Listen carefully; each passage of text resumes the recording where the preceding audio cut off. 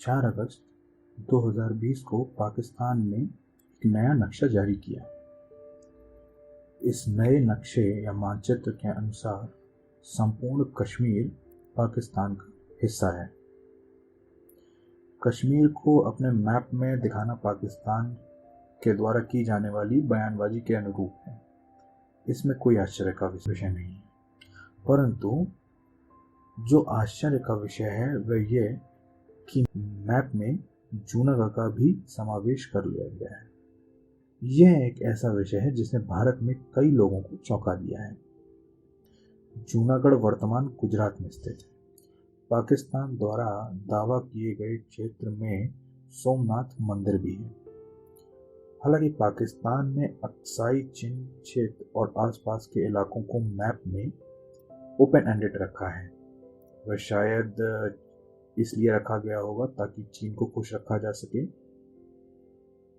परंतु जूनागढ़ के विषय को समझने के लिए हमें यह समझना होगा कि इस विषय में 1947 में क्या हुआ। 1947 के भारत के स्वतंत्रता अधिनियम के अनुसार भारतीय रियासतों को कुछ विकल्प दिए गए। वे विकल्प थे: एक संप्रभु राष्ट्र के रूप में स्वतंत्र रहने का विकल्प, भारत के साथ विलय का विकल्प, पाकिस्तान के साथ विलय का विकल्प। इन विकल्पों ने कुछ रियासतों को स्वतंत्र राष्ट्र के रूप में रहने के बारे में सोचने का अवसर दिया। यह भावना ज्यादातर कश्मीर, हैदराबाद और जूनागढ़ जैसे राज्यों में थी।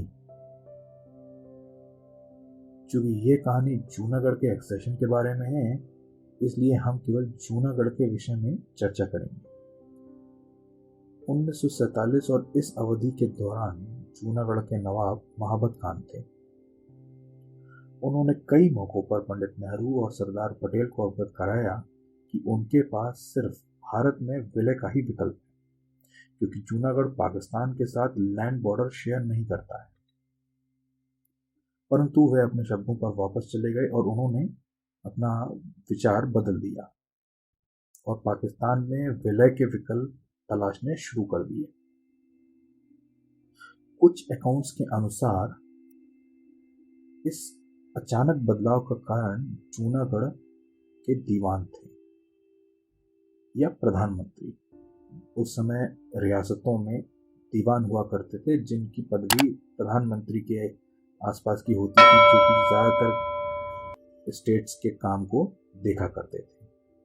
तो उस समय जूनागढ़ के जो दीवान थे उनका नाम था सर शाहनवाज खान भुट्टो, और उनके अनुसार समुद्री रास्ते के माध्यम से जूनागढ़ और कराची अधिक दूर नहीं थे। आपके लिए यह जानना दिलचस्प होगा कि शाहनवाज खान भुट्टो पाकिस्तान के प्रसिद्ध राजनीतिक वंश के लिए भी जिम्मेदार हैं, यानी जुल्फिकार अली भुट्टो उनके बेटे थे, जो पाकिस्तान के पूर्व प्रधानमंत्री थे। उनकी पोती बेनजीर भुट्टो भी पाकिस्तान की पूर्व प्रधानमंत्री रही। अब जूनागढ़ पर वापस लौटते हैं। जूनागढ़ एक हिंदू बहुल राज्य था। 15 अगस्त 1947 को जूनागढ़ के नवाब ने पाकिस्तान में एक्सीड करने की घोषणा कर दी।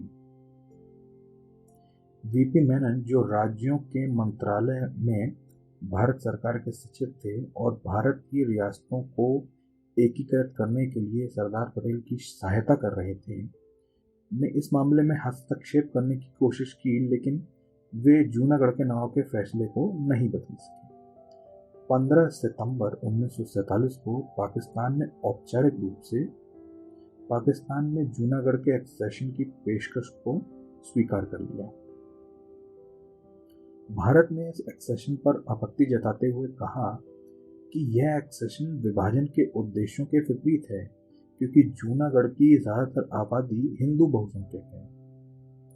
पाकिस्तान ने इस पर प्रतिक्रिया देते हुए कहा कि यदि भारत राजा हरि सिंह द्वारा हस्ताक्षरित इंस्ट्रूमेंट ऑफ एक्सेशन को स्वीकार करता है, तो भारत जूनागढ़ के विषय में समान परिस्थितियों को स्वीकार क्यों नहीं कर रहा है।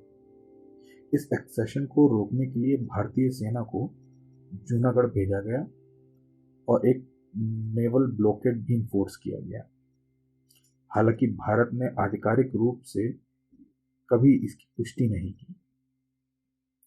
इन परिस्थितियों के कारण जूनागढ़ का नवाब अपने पूरे परिवार, निजी सामान, धन के साथ भारत से भाग गया। कई इंडियन अकाउंट्स के अनुसार इसके बाद सर शाहनवाज खान भुट्टो ने स्वयं भारतीय सरकार को अनुरोध किया कि वे प्रशासन को संभालें, क्योंकि प्रशासन चलाना उसके लिए संभव नहीं हो पा रहा था, क्योंकि प्रशासन चलाने के लिए उसके पास पैसे ही नहीं बचे थे। 9 नवंबर को भारतीय सेना ने जूनागढ़ का प्रशासन संभाला। सरदार पटेल 13 नवंबर 1947 को जूनागढ़ गए और वहां उन्होंने एक विशाल जनसभा को संबोधित किया। पाकिस्तान कश्मीर के मुद्दे को लेकर संयुक्त राष्ट्र के पास गया और उसके साथ पाकिस्तान ने जूनागढ़ का मुद्दा भी अटैच कर दिया। संयुक्त राष्ट्र सुरक्षा परिषद के प्रस्ताव 39 में इस मुद्दे का उल्लेख भी है। क्योंकि पाकिस्तान जूनागढ़ के मुद्दे को इंटरनेशनलाइज करने की कोशिश कर रहा था, तो भारत ने जूनागढ़ में एक जनमत संग्रह कराने का फैसला किया। 20 फरवरी 1948 को जनमत संग्रह कराया गया।